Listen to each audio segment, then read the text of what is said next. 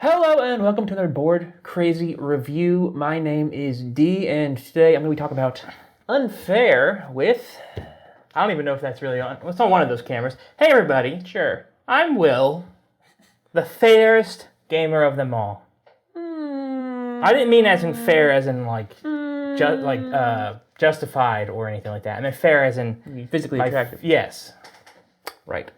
So what are we doing, Guy? We're talking about Unfair. Before we do that, though, we're going to run my introduction to the game from our gameplay video so that people who haven't had any experiences with this will have a little understanding of how it works. So here that goes.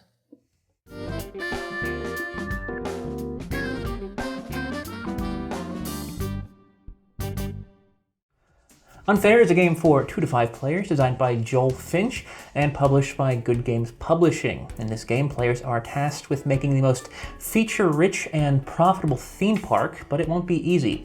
Both competitors and outside influences can sabotage one's efforts, even going so far as to demolish attractions. At the start of a game, each player chooses one of the theme packs to include. The cards of these theme packs then get shuffled together by type, with separate decks for park, event, blueprint, and showcase cards. The city deck is then assembled by placing 4 randomly drawn Funfair city cards on top of 4 randomly drawn Unfair city cards. This deck serves as the game's timer. Each player starts the game with 20 coins, a gate card, a loan card, 5 park cards, and 2 showcase cards. A normal game is played over 8 rounds, with each round consisting of 4 steps, the first step being the event step. During this step, each player draws an event card, then the top card from the city deck is revealed. In the first half of the game, the helpful Funfair cards are revealed, while in the second half, the harmful Unfair cards are revealed. After the city card has been resolved, the players may play event cards in their possession, one at a time, in turn order, until everyone has passed. Every event card has 2 potential effects, and players choose which one will take effect when they are played. After this is the park step, during which each player takes 3 actions, one at a time in turn order. Actions can be used to build attractions and attraction upgrades for the listed costs, demolish existing attractions to make room for new ones, draw new park, blueprint, or event cards, and scour one's attractions for loose change. As a note, park cards are usually attractions, upgrades, and staff members, while blueprints are extra goals that can earn or lose players' points depending on if they are completed or not. After the park step is the guest step, where players earn income from their parks. By default, players earn 1 coin per gold star in their park. These are typically found on attractions and their upgrades, and represent how many people want to visit. Each park has a maximum possible capacity, though, which is 15 at the start of the game, but can be upgraded to allow for more possible income. The 4th and final step is the cleanup step, where any event cards still in play are discarded, any closed attractions are reopened, the market is refreshed, and the first player marker goes to the next player in turn order. After the 8th round is finished, players tally up their scores, with points being earned and lost in several possible ways. Players earn points for the size of their attractions, with each icon present on an attraction increasing its score. Points are also earned for every 2 coins one has left over, and for other cards in one's park, such as staff members, that reward them.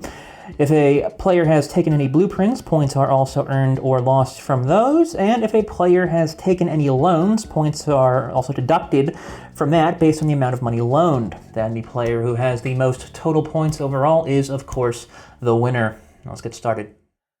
All right, so before we begin talking about Unfair, I guess we should mention, it says on here this is version 3.0.9. Yes. This is a newer version of this game that was originally released in, I believe 2017. We have not played the original version, personally. No. So this will not be any sort of comparison to how it used to be. This is strictly going to be a review of this current product as it exists now. Yeah, I remember when this game came with in 2020, like CMON badges, and now it's Good Games Publishing. Yeah. So, regarding the intro of mine, I feel like this is really a game where you do need to either play it or watch someone play it before you can really get a good grasp on it and like how it works. Yeah. Going into this after just kind of getting the synopsis and reading the rulebook, I was a little skeptical. I'll admit, I didn't see how it all would come together, and like literally by like the second turn of our first game, I was like, oh, yeah, I understand entirely. This is a little crunchy. Yeah, it clicked, and now I really enjoy it. Yeah, even though it can, feel a bit unfair at times. This is not a misnomer. No. Unfair. Depending on what themes you decide to use for your theme parks, you can kind of determine the level of unfair nastiness that goes on throughout any session. But yeah, this game earns its name, and I think that's a good thing to say right off the bat, because if you're someone who adores like balanced Euros and hates games where you can really mess with your opponents, and where crazy events happen that mess with your strategy. Yeah, if you're someone like that, you won't like this game that much. Probably not. I mean, I think going into the game with the correct expectations, at the very least, is important with this. Like you said, the different themes, some are less unfair than others. But even still, there's going to be some amount of unfairness at play. And honestly, it's a lot of the fun of the game, really. Yeah. Once you get down to it, like messing with your opponents and even having your opponents mess with you, or just the game itself, independent of anyone, throwing out like an unfair card and just throwing everyone's plans out of whack. So I think this is actually a good subject to return to later on in the review, after we talk about some of the core elements of the gameplay and what we think of those, because then we can really talk about and analyze how some of these unfair elements affect like the overall strategies and how that's both beneficial and maybe detrimental at times. But, so is there anything specifically about this game, which is, a basic, at its basic level, it's a tableau builder where you're trying to build an amusement park. And, as you build it up, you're putting up, you're building attractions and then upgrades. The main conceit is you're trying to get more visitors in the form of like the star level, so you can earn more money to build a bigger park. But yeah, like what is it about that appeals to you? What I really like about this game, I just think it has a really good flow to it overall. Like each round, this is not a short game, I wouldn't say. No. But I think an individual round is not terribly long. A handful of like 8 steps generally, or 9 steps. It depends. Like if you're doing the beginner game, steps, so not rounds. For each round, yeah. And, starting with event cards, and then the city card, and then you playing the event cards, and then the actions. I feel like there's always new information coming out. There's a new city card every round. There's new event cards that are kind of changing the strategies of both players a little bit. I just feel like there's a really good natural flow to it, where like the game never feels like it's getting static, never feels like it's getting boring, because there's always something new happening. There's always something like potentially interesting to look forward to, especially with the city deck with the fair and unfair cards as they come out. So that's really kind of how the game grabbed me. I had my initial reaction to this game was, this might be kind of tedious and time consuming, because the fact that you have like this phase tracker, if you want to call it, or whatever, in the that you move across the board as you do, and you think like, if you have a tracker, then that must mean that all the phases take a while to do. No, but it's funny how it's like phase 1, draw event cards, you immediately are supposed to move it, and then you're supposed to flip another card and you move it. Most of the time you're not even able to keep track of that. So I was, you often forget to move it because everything moves so fast. So I was sort of teed up for a game that was going to be maybe a little clunky in the way it moved. But no, you're right, it moves very smoothly.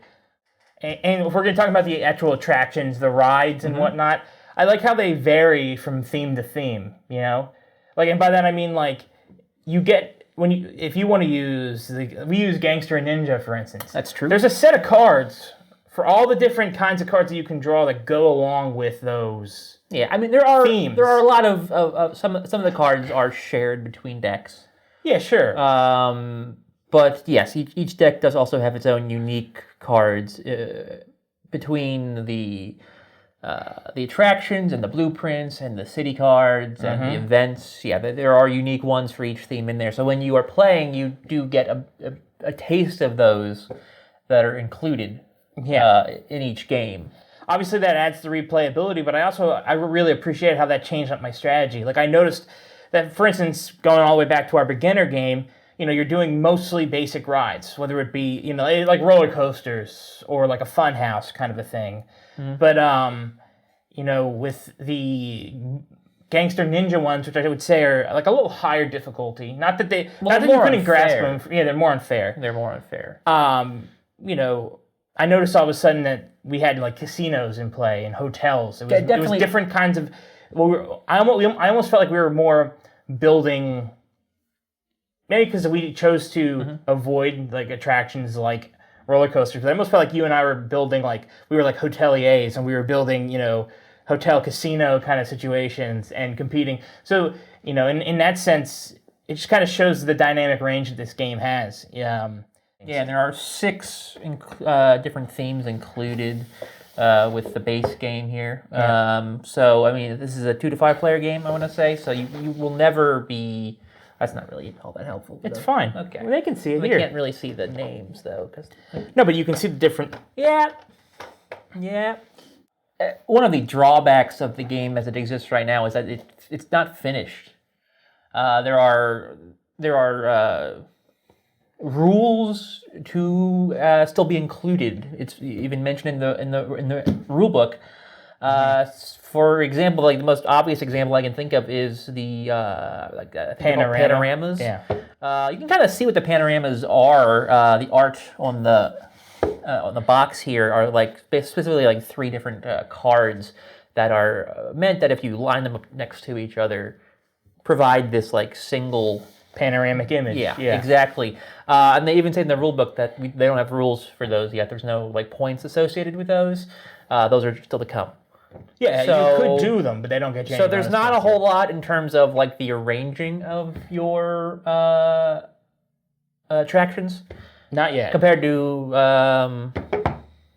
Meepleland, another game, which is kind of all about that. This is So that aspect of the game is maybe a little undercooked. It's very much like there's an option to demolish an attraction in your park, and for the most part right now, the only reason to do that would ever just to be because you're out of your limit and you need a more valuable one to go in its place. There's no maneuvering. Or if you had like a blueprint where you're like, oh, I need to rework my park like to get most. Yeah, but it's not like, okay, I've got like 2/3 of a panorama and I need to put the third one in here. I've got to demolish this, and who knows what that might cost, in the long run. So yeah. So that part of the game isn't finished, but yeah. Yeah, this game has a lot of good ideas. I think the panorama thing is a good idea. It adds a puzzle element. I just mentioned blueprints. They're these cards that give you special additional objectives, which you and I always like kind of secret objectives that people are because it leads to tension. Love the secret objective. Yeah. All right, come on. Let's not spoil the playthrough. This game it could be very basic and still work, but it's not. And I like that. It feels like it's a game that's growing and they're adding ideas. And I like that even unfinished, it still plays very, very well. And this is, I think, a good time to loop back to a lot of the unfair elements. Mm-hmm. I would say that, first and foremost, you're going to notice the most effective ways to interfere with your opponents are using the events. The event cards, because the event cards are split top and bottom. There's usually the top event is something beneficial for you. Bottom event is always something that can harm your opponent. They're generally the only way for you to actively attack someone. Yes. But I also think that while they lead to fun, chaotic, unpredictable events, they can also, I think, take over a game a bit. Now, this, I think, is very...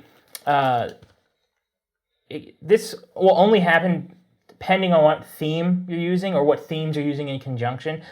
Like, for instance, when we were using Ninja and Gangster together, that might have created a problem because the Ninja and Gangster decks are very unfair. But, I do think that, and this is my personal opinion, I actually don't think it's necessarily an inherent flaw with the way the events work. I just think that they can kind of take over a game.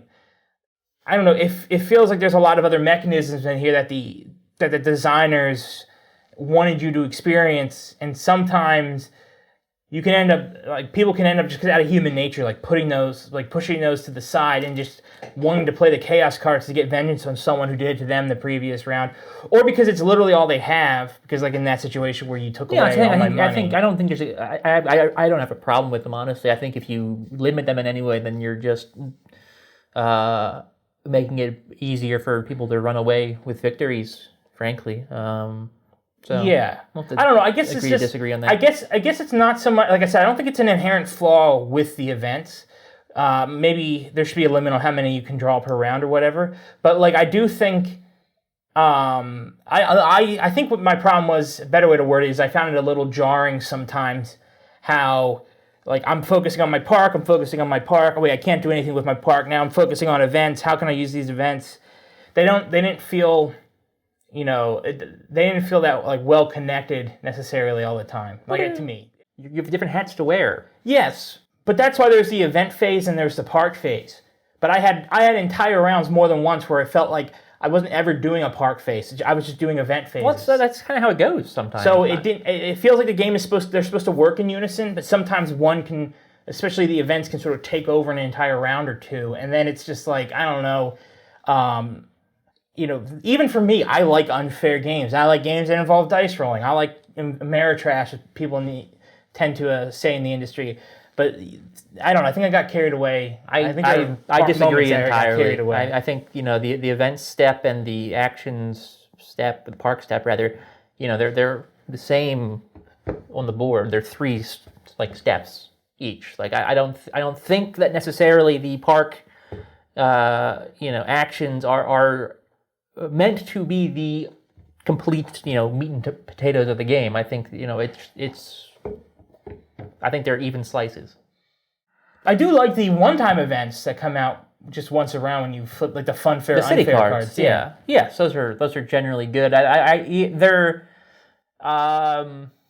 like they're very true to the game in the sense that they're not always going to be equally helpful for everyone. Mm-hmm. There are a lot of instances where even like the funfair cards kind of feel unfair because like they're going to more obviously help someone else. It's like, it doubles the loan value. Well, I don't need a loan. I don't want a loan. Yeah. Oh well. Or the opposite, of course, is also possible, where the unfair might not be as big of a deal for you than it would be maybe for someone else. Maybe if you're flush with cash at the moment, but someone else is strapped, it might be harder. I have to pay 20 coins to keep this. Oh well, I got 50 coins. Exactly, something like that. Yeah, I like those a lot. And again, they also the themes that are included sort of color those. Like playing with the gangsters, you get like shady like business deals and what have you. So that was fun. As far as like another possible criticism though. There maybe aren't enough opportunities, at least from the experience I've had so far, to expand your park, both in terms of the limit of guests, the limit on attractions. I don't know if you agree with that or not. Well, they feel very static. There's usually like a couple cards per deck. Yeah, your main gate basically is like, hey, look. 15, you have a capacity of 15, 5 attractions. That's what you can build. Yeah. And I feel like that makes sense for some of the themes that sort of rein in your abilities to make money. There are other themes where clearly making money is a bit easier. And so I do agree with you that perhaps there should have been main gates designed for the... I don't want to call them more advanced themes, but some themes where it does feel kind of restrictive, and it doesn't feel like you can capitalize and build the park to the expanse. Yeah, I don't know. It's just something that struck me. Like as chaotic as the game can feel at times, that aspect always feels pretty rigid. I mean, there are opportunities to increase those things, but they often are, it's like there's a risk-reward balance that some of those cards don't seem to hit all that great sometimes in terms of like how much they cost versus how much they net you. I feel like that's also true for a lot of the upgrades. I mean, I can see what you mean there. Sometimes it seems like there was a number of par cards where you're just going to forego it completely. You won't not even consider it. Yeah, but they're so situational in their usefulness. But yeah, it is what it is. Not a huge issue, but it's something I definitely noticed. Why don't we talk about the build quality and stuff like that? Artwork. It's a very nice looking game. Yeah, I like the artwork a lot. There's a lot of art. Like the different cards. Like there's a lot of unique art for the different attractions. Yeah, I like how some of it's kind of wacky to go along with the sort of unfair moniker and the chaotic theme. The card stock is good too. Cards are good, yeah. Like I don't have any problem with the build really at all. It's there's not a lot here. It's mostly just cards and little cardboard chips. And the board. I mean I appreciate having a options with a board. That's always nice. You can the different sides have different layouts. So depending on your table situation, you can get whatever's better for you. Anything else? Nope. All right. Want to move on to final thoughts and scores? Yeah, I might as well. All right. Well then, what are your final thoughts and scores? All right. This is honestly, it was a bit of a surprise to me, but this is probably one of my favorite games that we've played during the pandemic. Yeah. Last 9 months almost. It's we've been limited to 2 players as always because of our. Not as always, but as of late, because of the pandemic, I'd love to play this with 3 or 4. I think it'd probably be a ton of fun. But even with 2, I think this plays really well. Yeah. Sometimes a game, you'll like it, but if you don't play it, like what it is will kind of fade in your mind over time. You're like, what was that? No, right. This one I'm gonna remember unfair. Yeah. Right. Like I'm like, oh, okay. The game where that happened. Yeah. Yeah. So I think that's about as like one of the best things you could probably say about a game, a board game. So really, really enjoy it. No significant criticisms, just lots of like little stuff here and there. But I'm gonna go 4.5 stars out of 5. All right. I think that this game, as you said, is very memorable. I think that because it has such chaotic moments, game-shifting moments, it will stand out in your. It's more fun for that reason in many ways. I think a lot of games are so obsessed with balance that they become stale, and I've actually made that criticism about a few games recently. This one I cannot say that about. So yeah, I liked it. There were a few, I had a few like little nagging issues with the balance between chaos and just regular everyday gameplay mechanics, but not enough that it spoiled the experience in any way. So I think I'm going to give this game a B+. A B+. Yeah, I don't know if I liked it as much as you. But I think it's extremely solid, and I look forward to trying out the expansions and the panoramas and other things when they. When we get to them. So yeah, I look forward to that too. So that's our thoughts on Unfair. I like it. We'll hate it. We hope you enjoyed this review of Unfair. If you did, like, comment, subscribe. Hit the share button if you'd like, and hit the notification bell so you know when our videos come out right away. We're gonna be putting out a holiday end of 2020 channel update. Channel update coming up. Just short little video, probably 5 minutes or so, where we talk about the state of the channel, state of the union. Sure. And then we'll have some more announcements about videos and upcoming gameplays and whatnot in that video. Yeah. All right. Thank you for joining us, everybody. Thank you indeed. Until next time. Bye-bye. See you next time.